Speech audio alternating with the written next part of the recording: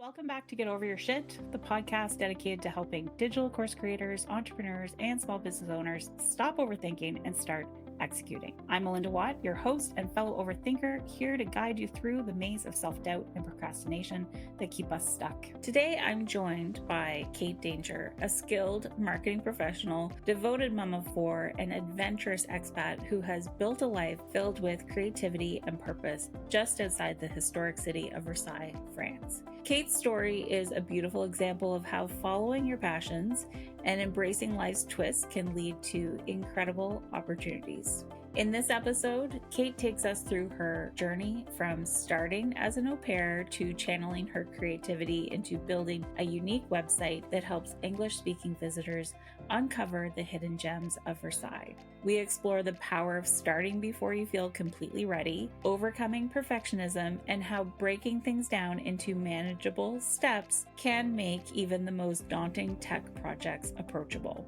If you've been hesitating to bring your own creative vision to life, this conversation will inspire you to trust your instincts, embrace the process, and discover the joy in creating something meaningful. So, Katie, I'm so excited to have you here as my second guest on the podcast. So, thank you so much. I love it. So, I'm curious what brought you to live in France and, how this all came to be, because you are an American with, I think you said it was an Irish passport. Is that what I read on the website? Now living in France. So, how did that come to be? Well, it's true. I was raised in the U.S. by an Irish father and an American mother, so I was lucky enough to have the two passports, and I didn't really think anything of it or think that I was different in any way, except for when it came time. There was a crisis in New York, and I had been working in the banks and decided I should go to Europe.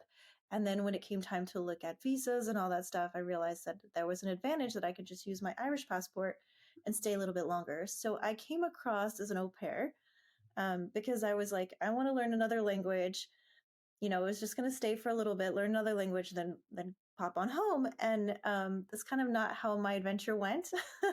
But the Irish passport definitely opened some doors for me. But though I have to say that the au pair program abroad is really interesting. You can get a visa for up to 2 years working and living with a family. And I thought that was ideal because I didn't have to worry about lodging. I actually really like kids and I like kind of family life. So that was good for me. And I could learn the language from the kids and from just like being boots on the ground here. So Yeah. that was kind of, I just thought, on my bucket list was to learn another language. I didn't realize like everything that that would entail and that actually would change my life. That's fantastic. I mean, it just goes to show how, trusting that initial instinct for an adventure and where, what path that led you on. So you are now settled in Versailles, France, and you have three kids, Four right? kids. Four? Oh my Four. goodness. That's fantastic. Yeah. Yeah, they range in age from 11 till a year and a half. So I have three girls that are a little bit older, and then the baby came along. But yeah, it's nice. We have a house. We live just outside Versailles, which is just outside of Paris. So we're like suburban life. And I think living in France helped me have so many kids just because it's very family friendly, also friendly to working mothers. So the culture kind of really lent itself to an ease of life with littles. Yeah. What led you down the path of deciding that you need to put this out onto the internet with your own website, to share your experience? How did you come to that decision that a website was, what needed to happen? I've been playing around with the idea. I think I came across your website a while ago, just when I was thinking of the idea. I've always had a 9 to 5 job in marketing. And some of those jobs have been for I guess, bigger companies that are very slow moving. And I wanted a place, just a sandbox where I could explore and try out things that I've been learning, but not able to kind of feeling dead ended at my job that, they didn't want to move or adopt new things very quickly. So I just thought that this was a place that I could express myself creatively. And that's kind of what it's been and how it started and kind of where it's going at this point. And it's fun because I feel like I'm learning and creating, and I found my little niche on the webs on the world wide web. For a long time I played with the idea, but I didn't really know or wasn't confident about what my value add would be or what my niche would be until one day I realized just that my what my life had become. And writing this website. You asked me once before, like who I created this for, or and I have a whole family in America that hasn't traveled as much as I would like them to. I'd love them to come visit. And I realized, like, coming to a place where you don't know the language and you don't know anything, it's hard. It's It's hard super to know intimidating. I have where to never been to go. France, and that idea of, Exactly. how comfortable will I be? Will I be able to get where I need to go? And, that experience. So I think that you're right, that it keeps people, it keeps them limited. And, as the podcast, get over your shit and just go and have the adventure. Right. And so I think Exactly. English speaking with that guidance, it just makes so much sense. Yeah, or else people that come on big tour buses and they do a wham bam thank you ma'am, and they miss really looking and just lingering and knowing where to look. So I felt like I had that, and I was kind of giving it one off to friends and people who would come. People would always say, "Hey, I have a friend in France, call her." And I'd go meet them for drinks and just tell them stuff, and they'd be like so amazed at like how life is. And for me, I seem to take it for granted Mm. instead of taking advantage of it. So I that kind of changed my mindset of, hey, this is really a value add and something I really love doing. We own an Airbnb here too, and I'm always welcoming guests and just and loving explaining to them, hey, don't forget to go here, check this out. So a website just kind of seemed I could put it there and not have to repeat myself all the time. But also just kind of hospitality, I think, is in my genes. So it just kind of happened naturally. Absolutely. Well, and I think that you're right. It's not having to necessarily repeat yourself, but the idea of just, again, bringing in someone who is English speaking and feeling intimidated, because I would imagine that, of course, the draw is the palace, but to not just, like you said, hop on the bus, come see it, and then head back to Paris or something, right? So, what are some of those couple of places that you feel that people are really missing on, if they get on that bus too soon and don't stay a little longer? Well, I want to say that Paris is the most visited tourist destination in the world. So there's tons of millions of people flocking to Paris every year, even before the Olympics last year. It's just people come, people travel. And the Versailles alone, the castle has 8 million visitors a year. So there is a lot of traffic. I don't always feel it living here, but it is like more and more, because I think it's worth seeing. The palace, when it was built, if it was appraised today, it would be, I think, like 8 billion. I might be wrong on that, but it's very Wow. expensive, and the government doesn't upkeep it as much. So you're asking about like hidden corners and things to see. There's a whole second floor that they haven't touched that I'm fascinated by. I haven't yet been to see it, but as I've researched and kind of unpacked this stuff, the second floor, they haven't touched it. The only way it's lit is by candlelight or by like opening the windows, opening these heavy curtains. So nothing is faded. Everything is just in a time capsule, hasn't changed at all. And I'm just fascinated by this. I would love to get in and see it, and I should do it soon. But you have to get a special tour there. You have to use a special guide, things like that. But even the fact, it's a little bit like the Sistine Chapel in Italy. The arches on the ceiling, it's actually a square room, but the arches are painted on in some places. They call it a trompe d'oeil in French, like a something that catches your eye or something that's kind of something that you think is real, but it's fake because it's just painted on.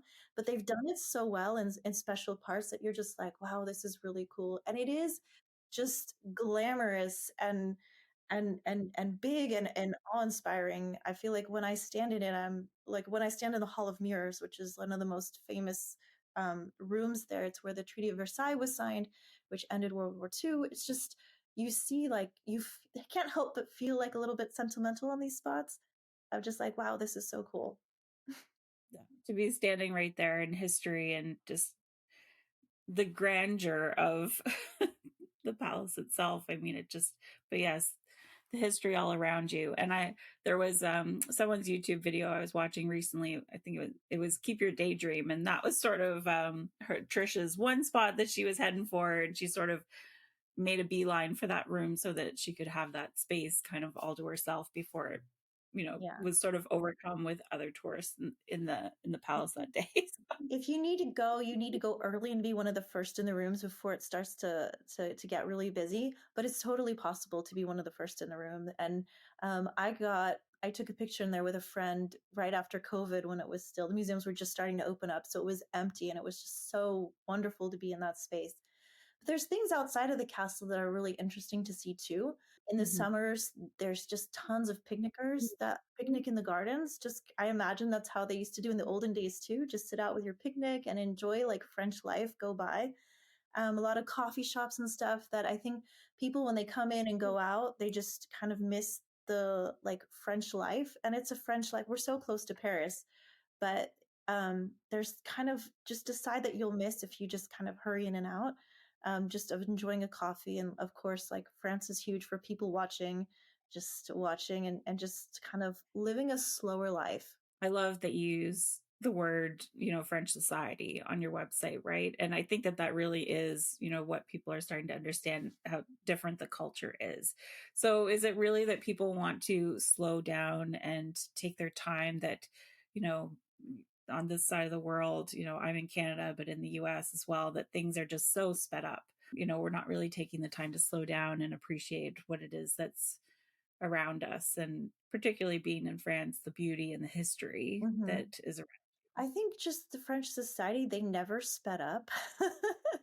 And in some ways, you can see that in the bureaucracy. It's just really slow. Paperwork here is very long. So, the side of living here, it's frustrating.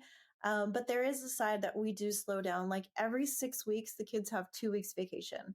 So, Oh it's my. a lot Wow. of vacation that's built into our lifestyle. I think we cook a lot as in families here. Family meals are very, very important. We just don't eat and run. Meal times kind of in France are set at certain times, and you can't really pop in to get something like you can't eat whenever. Just little things like that are kind of French society rules that they have. That you just kind of feel, or it's just not as convenient. In America and in Canada, everything's convenient. You can go to the store any hour. You can do pretty much anything you want all the time. Where France, you just, your kids are out of school, so you have to slow down. Or you have to, things like it's a slow life, but I don't know if it's done like intentionally. It's just a different culture. It's just a different place. Yeah. It's so true. I did not know that. 6 weeks and then 2 weeks off. That's wild. That's why you And got to with keep your in laws close. for sure. You need help.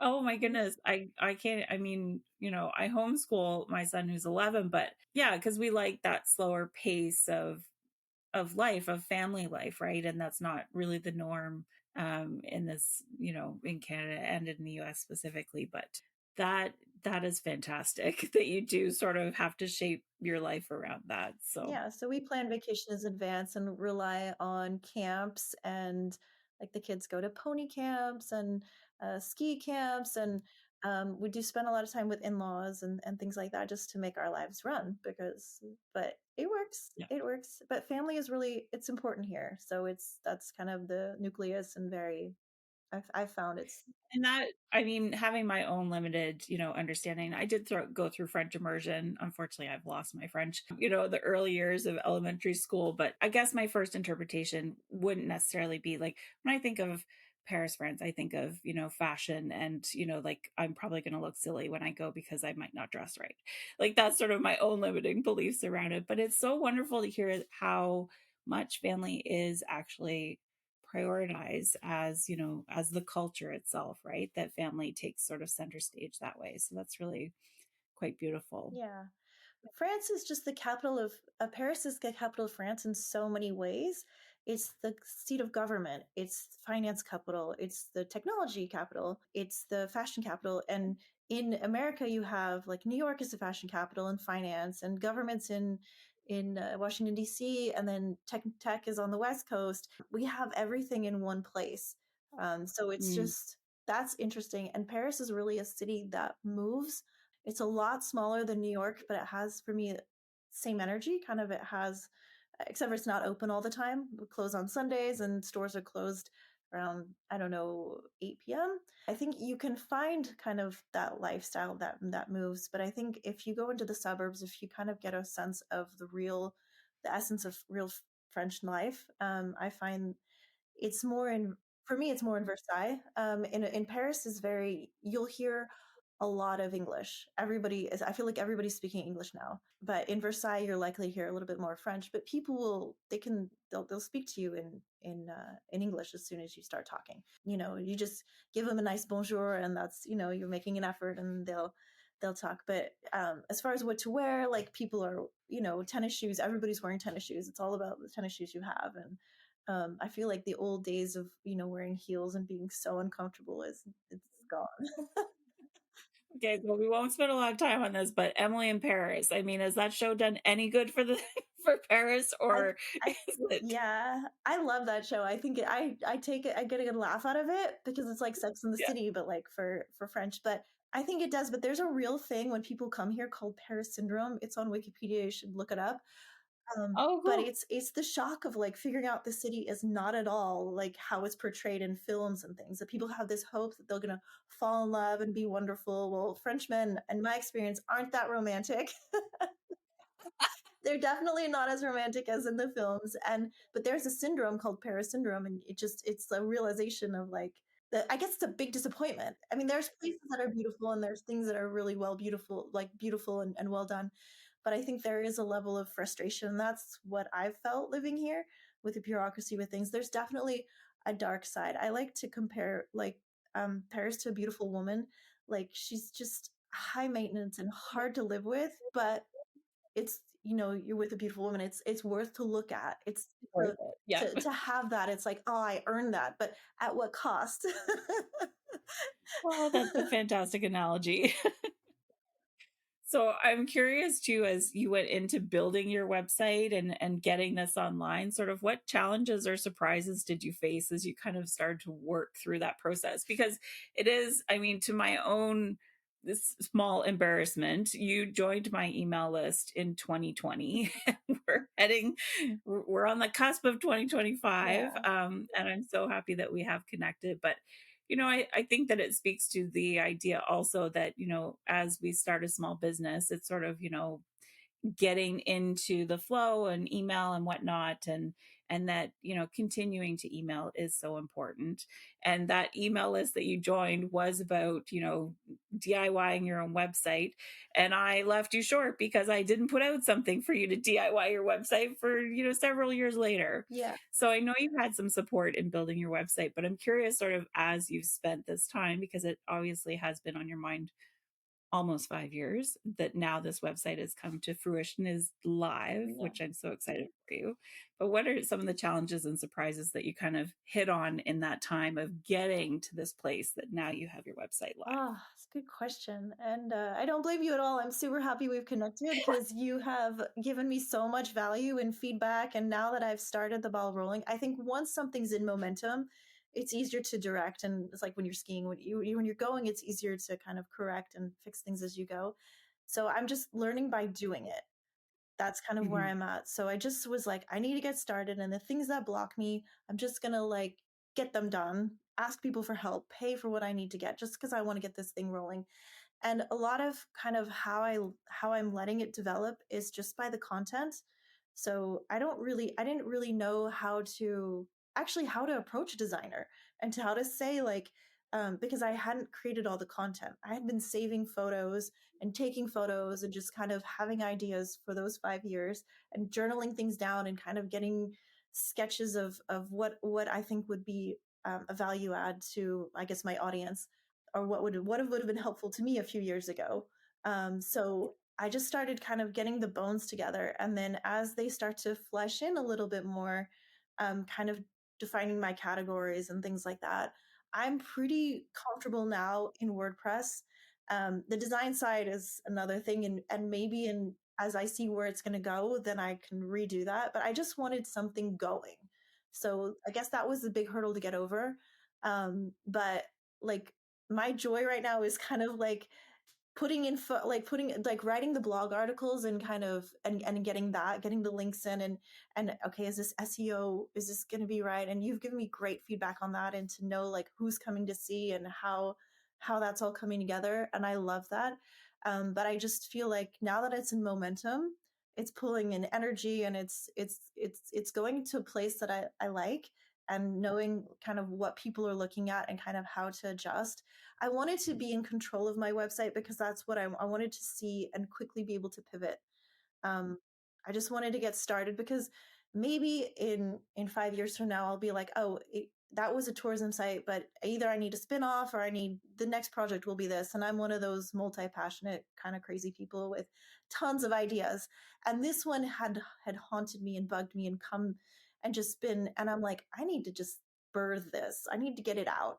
And then we'll see what it becomes. And then I'll do project B. Then I'll do, but it's definitely in momentum now, and I love where it's going. I love that I have support in you, that I can reach out, that you've been very generous with your feedback and things that I and I still need to add a mailing list to it. I know I still like have things to go, but there's so much room to grow, and it's such an exciting place to be that I'm really happy to be here, and I feel supported, and it's wonderful.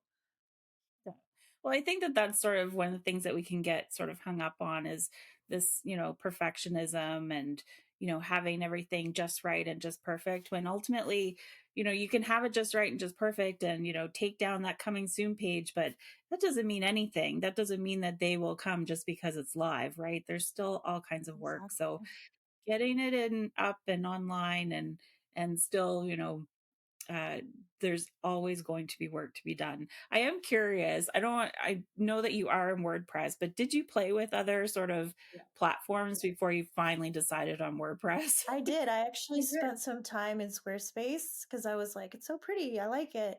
But I don't know. I just felt like for SEO, WordPress was kind of the place to be. That's kind of why I decided. And the learning curve was just, I mean, with learning curve with anything, you just look at it, you're like, whoa, where do I start? Where do I go? But yeah, I just thought like WordPress might be, I don't know if you feel the same, might be more sustainable long term. Um, for me. Well, I mean, I'm always going to say WordPress. Mostly because it does account for so many of the websites, content management systems that are out there. And so ultimately, if you are looking for support, you're going to have a far easier time finding that than Yeah. if you use something like Squarespace that only has I think as far as content management system goes, I think it might be 2 to 3% of the market, Mhm. where content management systems, WordPress is like 65% of the market. So it really, as much as it is a hurdle to get over, I love seeing Facebook group questions about like, what platform are you using? And I'm like, if you're asking, you just need to spend time on WordPress. Yeah. You just need Another thing to is I pick didn't want to one. have to relearn something later, and I was like, no, I'm gonna start with what I know works, and I'm gonna, Yeah. it's been proven and it works, so I'm gonna. I also like the billing structure. It seemed a lot more clear. Where like WordPress, it's like you never really own the site. You kind of always have to. And Squarespace, Yeah, you can't really pick it up, package it up, and put it in a box and take it somewhere else. exactly. That's Because you're big always, pieces. yeah. So I just was Yeah. like, no, and I'm glad. I mean, so far it's been good to me. I don't have any problems or any, I mean, and you can, I'm using Elementor right now too, but you can, I know that that can change, and I can, there's a lot of ways that can grow, but right now like I'm at a level that I feel comfortable at, and I know it's going to grow, and now I can like think about other things. Like a website could be, it could be a huge business. It could be, there's so many parts of it that, like the SEO, the photos, like the photography, the content, the hosting, the design, it's just, it's huge. So yeah, I'm just gonna, I start out and I chisel out, kind of follow my interest. Okay, this is working. Okay, now this. And so it's going slow. I mean, it's gone slow, but I think it's up live, and definitely there's a new momentum that's going along with it now, and I'm happy. Yeah. It's fantastic. And I think even, in terms of just like I said, just getting it out there, getting it online and starting to move through that process. So I'm curious if you do have advice for someone who is kind of picking away, saving too many photos in a folder and just, not really getting going. What advice do you have to them to sort of start to bring things to It's a good question. take that leap? I would just start kind of start with, I think what really helped me was I just started a document on like what I think, and it wasn't even finished by the time I came to like a designer with it, but I was like, these are kind of the general categories I want, and this is kind of how I want it to look. And then when I gave it to him and he started to work through it, that kind of like lit the fire on me, like, okay, now I got to get content done. Now I got to work on this. And then I went back to him with some changes as I was feeling them. But I think just start with a document. Don't even start on WordPress. Start with a document of how you like a vision board or something like that, like a vision board or on all the text. And then like once something's written down, it's way easier to go to somebody and say, this is kind of what I'm thinking of. And then like if it's a match, I'd talk to several people, but if it's a match, then they'll kind of know where to go next with that, or know, hey, I have these category ideas or I have this. And then it's a conversation, and just to start the conversation. But for me, it was really kind of, I had been storing stuff, and until I kind of sat down and I was like, this is how I want it to be and this is how it should look. And it wasn't perfect for sure. It was just a mess and a jumble of ideas. I don't even think my about me is still finished the way I want it to be, but that's just kind of what I wrote in there. And now we have tools like AI, we have things that can really help polish it up. But as long as the framework is there, I think it just that gets it going. For me, that was the way. And then the technical skills, they came together, they're coming together. And then I was always reaching out to you, or Sam, for advice, like, hey, this isn't looking the way I want it to, or feedback. Then the polishing and refinements is stuff that I love, and I think I got the horse before the carriage there, and I was working on the refinements without actually having like the main part to refine. So I'm happy that it's not perfect. I'm happy that it's a work in progress, because I think it can only get better. Yeah. Well, and it needs to, that's the big thing, like I said, we think we build it and they will come, but ultimately, that content, it has to be well optimized. And it needs to sit there for 3, 4, 6 months for Google to know what to do with it. Right. And that's where that traffic will start to generate from. I love what you said about, just starting with a Google document, because I just finally created, and it's going to go up in the next week, a planner. So I created a planner of exactly what you're saying, that is a Google document that you can write I in, just love and it, actually Liz. laying all of that out. So I'm sorry it's so late, but for anyone else who's planning a website, I think it'll be a big help, because we get stuck in that idea of like, what is everything supposed to look like? And then if we are taking on the tech, we get completely overwhelmed with, okay, now I need to actually have content to put in that Right. page. Versus if we have the content already laid out in a nice planner, a nice Google document that had it all there. And then as we're taking on the tech of the website, we'll be able to make that leap. Yeah, I thought I needed to get all the tech like all straightened out and be able to like really know the tech to be able to play with it to get it to, and I feel like I've learned that in reverse by creating the content and by putting the content into those pages. It's taught me the tech that I can do, and that I can edit other pages, and that I can, hey, I don't like the way this sits, can we move that? Um and just kind of, the designer I worked with, he kind of worked me through some of that. He's like, no, let's do, or I would just show him new content and let him do it. I'd be like, hey, no, this, I want it to. So, yeah, just having kind of a place to start with, I think that is the most helpful. And the things, you learn them kind of as you need to, and you learn in motion. So you learn by like messing up and doing like my website's full of a million mistakes. Some of them you don't see, but like they helped me to learn. I'm not a designer level yet, and I don't think I want to be, but I'm doing the part that I'm good at, and it's coming along. So I feel like I've already gotten, I remember like I got my first hits like just naturally from Google, and I've, like at the beginning, I don't remember if at the beginning, like at Google Console, you get like award for like, how many views in how many days and how many views, and I think I'm up to like seven seven levels now, and it's just like, so every morning I wake up, I'm like, okay, where am I at now? It's the same thing with having started this podcast. I mean, this is a new experience for me. And to see when I hit like 50 downloads, I was like, oh my goodness, 50 downloads. And then also seeing the data around where those downloads came from. And Norway was one place, and I'm like, I don't think I know anybody in Norway that actually knows me. So it's a matter of putting it out there one step at a time. So Sure.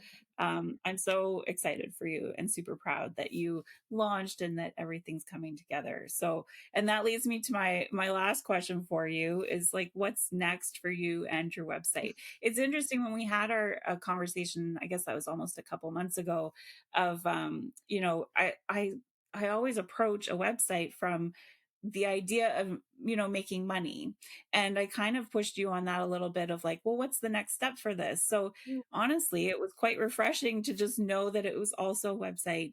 Yes, it can make money at some point, but right now what's feeding your desire to have this website is just the passion of sharing that information. So Yeah, and also like it was just a sandbox of places to explore because I'm always watching podcasts and learning stuff and I'm like I couldn't apply it to my job. Like I couldn't I tried. I'm like, "Hey mm, guys, let's try this. Let's do this." And with marketing things and they were constantly like, "No, no, we do it this way and we use this."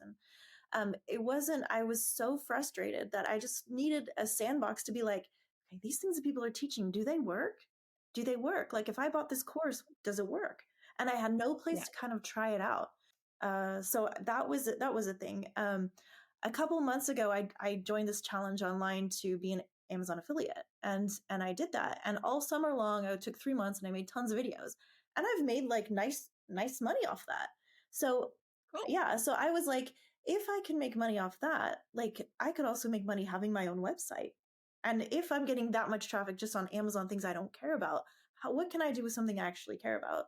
And can I monetize it? There is monetization behind it. I don't know if I'm ready to quit my day job and like go all in, though I would love to, like if it went amazingly viral and really cool. But there is just an element of care and personal growth in there that I care about. Yeah. I'm open to making money off of it and what can happen. I guess the next step would be once I feel like the traffic's going up, is to and I have kind of we've talked before about different ideas. I do have a scavenger hunt that I want to put up on there, just kind of a Oh, I giveaway love that idea. Oh my goodness, that's great. for kids and for grown-ups. And then like a city guide that would be kind of a paid guide. Traffic, let's see like if some of those 8 million people are going to come through my website. So there is some monetization on Journey kind of getting started there. But those are definitely kind of next steps, but I'm pretty happy with the way the website looks and kind of the content that's coming. Also, like busy filling out my content calendar, my editorial calendar to see kind of what goes. But I am really into the data right now. I'm totally geeking it out to see what are people clicking. I actually had and it's not always what I think my best article was. Like I love an article I wrote on picnics in Versailles, like what to get, what kind of cheese to get, what kind of. I just loved writing that article. And then there's an article that I wrote about like French hot chocolate that's like going crazy. And I'm like, hot chocolate? Like, I guess it's the time of year right now, but yeah, there's so many places to go. So when you say what's next, I just kind of light up at all the ideas. I really like the data and I think that will be the key to what's next. Understanding that will kind of lead me to, all right, you need to do this next. Well, and it'll lead you to, which blog posts are the most important, like where to spend your energy, in terms of like what content to create next. So that That is part of the motivation. Like I think money is motivating for sure. So if that turns out to be something great, then cool. Yeah, we'll check in a little bit and I'll let you know in a few months how it's going. And I don't even think it's been a month since I've been live, but I think it's doing pretty well. I think it's fantastic. I'm so proud of you, and I really appreciate you reaching out. Thanks for your support. I sent a let's chat to my email list, and you right away booked a call. So I was super excited, even though still a little embarrassed that you had been on my email list in 2020. So if anything, if you are listening to this, just keep going, keep doing the thing, keep putting things in motion. I think is a huge takeaway. So Kate, I'm so happy to have you as my second guest on Get Over Your Shit.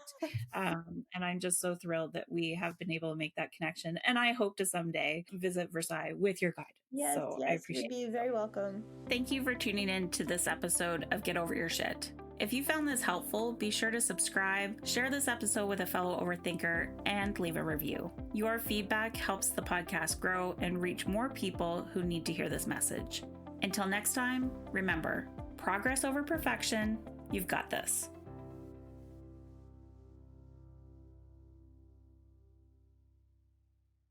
Hey there, get over your shit listeners. Quick question. How many of you have been putting off working on your website because you're stuck on, well, everything? You're not alone. Whether you're DIYing your website or preparing to hire a web designer, one thing stops so many entrepreneurs in their tracks: the content. But guess what? It doesn't have to be that hard. That's why I created Easy Website Content Planner Jumpstart Kit, your go-to tool for clearing the chaos and finally organizing your website content with clarity and confidence. The planner is perfect if you're staring at a blank screen wondering, what does my website even need? Or maybe you've been trying to piece together ideas, but it's just not coming together. With step-by-step guidance, page blueprints, and a checklist that makes sure you don't miss a thing, this kit gives you the exact tools you need to move forward without feeling overwhelmed. Imagine sitting down to plan your website knowing exactly what to do. No more guessing, no more spinning your wheels, and no more wasting time trying to figure it all out. Plus, when your content is organized and ready to go, you can confidently build your site or hand it off to a designer knowing it's aligned with your vision. So, what are you waiting for? The Easy Website Content Planner Jumpstart Kit is just $27. Yes, you heard me, $27. Head to melindawatt.com/planner right now to grab it and take the first step toward a website that works for you. Let's make your dream website a reality. Go grab your planner today, melindawatt.com/planner. Your website is your business's home online. Don't let content hold you back any longer. Grab the Easy Website Content Planner now, and let's get your website on track.